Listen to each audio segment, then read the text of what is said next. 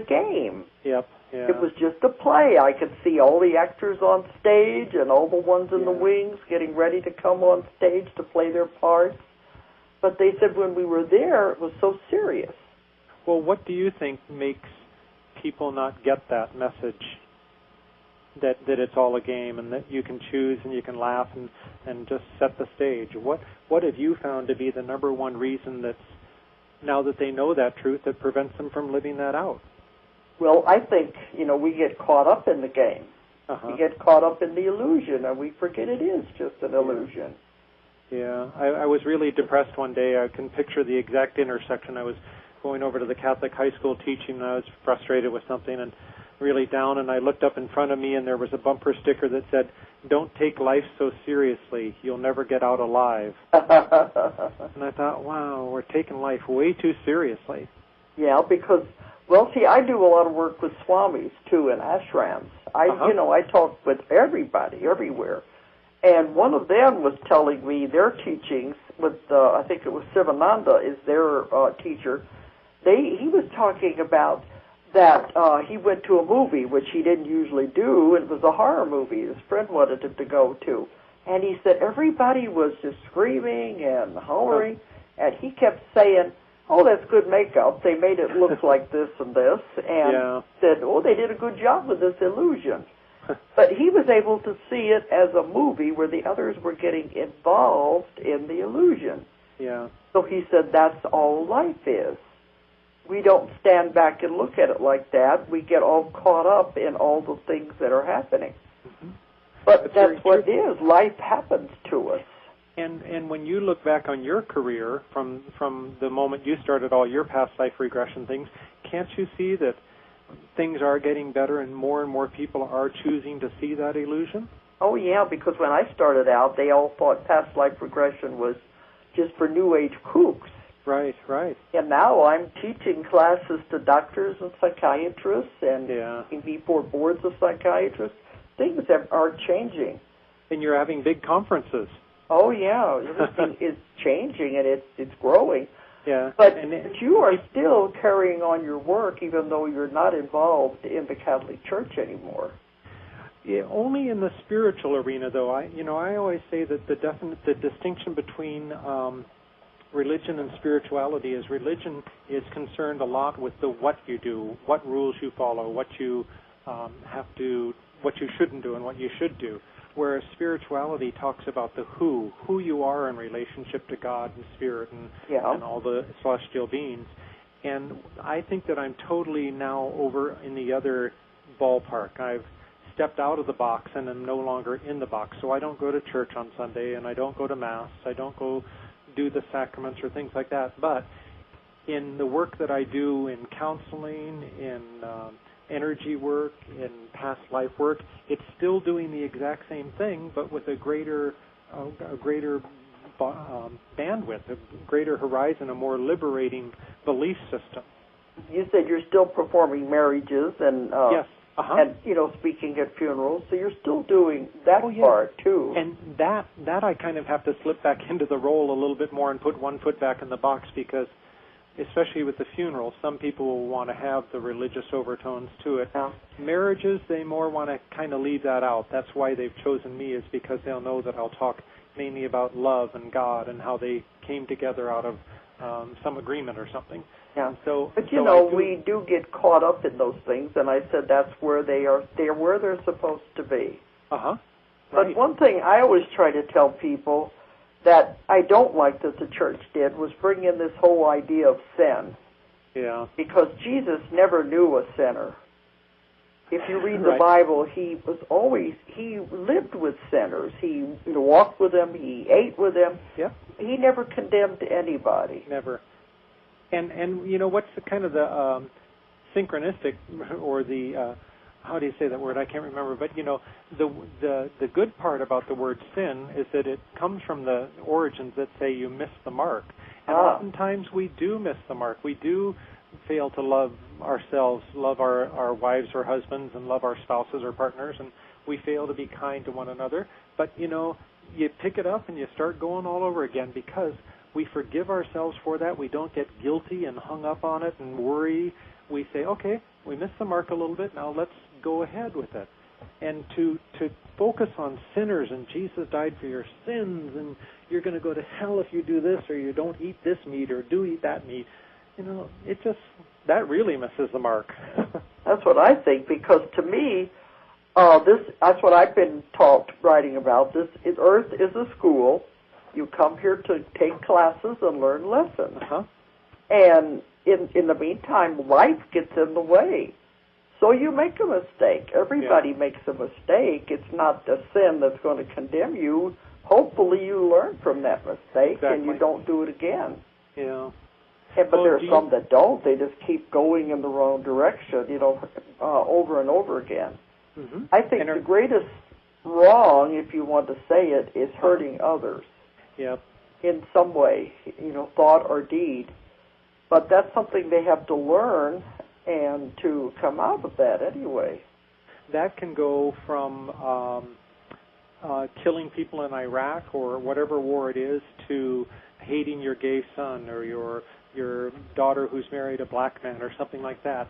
So we're hurting people on so many different levels, and Jesus said you need to stop that. It's only about love. Love God, love yourself, and love one another. Because this is just a shell that we're in anyway. The soul has no gender. It has no race, no religion. It's just it is neutral, and it's experiencing, and it goes from, I always say, the suit of clothes. This is the suit of clothes you're wearing right now. Yeah. And once you begin to understand this, we're all one. That I think once you understand the principles of reincarnation, there is no judgment and there is no bias, no prejudice once you begin to put it all together. Well, if the church had taught the belief system of reincarnation more, then I think they would be more open to the fact that, hey, people get into a relationship, a marriage, and divorce happens, and they move on because they were just making up something. Doing some karmic stuff there and clearing it up. Or if there's an abusive relationship going on, you say, okay, maybe that's tied up to a past life, and move on, get out of it, and get into something healthy for yourself. So the philosophy and the belief system of reincarnation would help the church so much. Yeah, because making the person think they have to stay in that relationship because they're not allowed to divorce and not allowed to get out of it. Right. Well, what do you think? There's so many terrible things that people do to each other, and that's where we have to deal with that. And I do it with my counseling and my work too. Right. But from the stories that you've gained from your higher beings that you're talking to, do you get a sense that it's rapidly approaching to the fact where entities such as the church or wars and divisions and all the craziness will soon be gone? Yes, we're in the middle of all this now. It is a big change that's happening. Yeah. And even my books on Nostradamus, which I haven't spoke about those yet on these shows, wow. But on there he was talking about that the church would one day dissolve and perish because it was built on, he said, feet of clay and feet of sand. Right. The foundation was wrong. And then eventually it's all going to collapse. But he said religion, if you want to call it that, will return to what it was supposed to be in the beginning.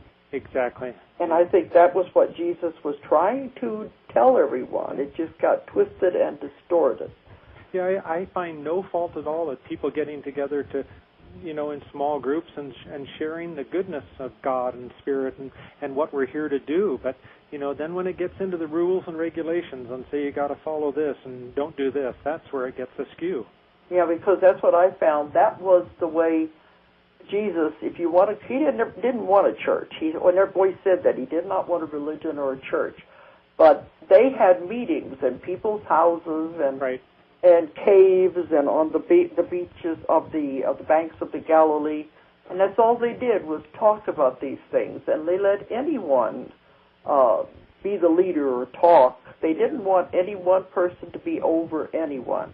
It was sharing their experiences and their thoughts and what they've learned, how to heal, and metaphysics. That was what it was supposed to be at the beginning. And it all got changed and distorted. You know, what I found, too, is that reincarnation was the basis of every religion in the world, every religion. Wow. Even the early Christian religion. Right, I know that.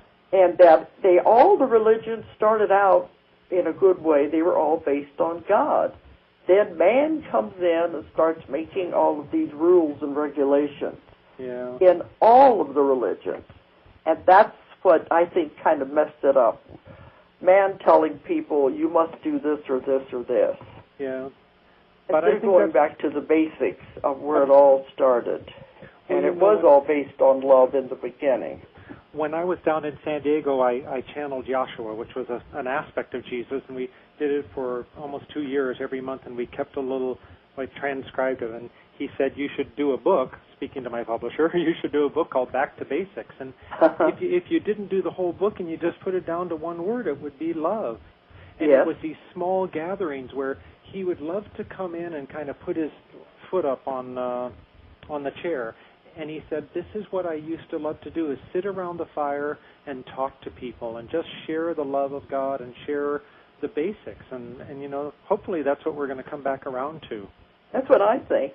But right now I'm watching the clock, and I did Dr. Bonnet last week, and he said, boy, that hour went fast. It does go. But I do want to tell them that, I published your book, was called Beauty and the Priest. Right. And it was the story of how you went through all of this and made your conversions, out of it's like a bridge, so you can go from Catholicism over to metaphysics, and you really can combine the two. Yeah, when I tried to write that was my point, was to say, okay, here are points in each one of these chapters where if you're going to stay connected to a Christian community or a Catholic community, you can still do both of them. You don't have to throw the baby out for the bathwater. So you're exactly right when you say it's a bridge. Okay, because I'm going to have to be signing off here, but I do want to say that Father Pat, I can't get out of that term. That's what I've known you by.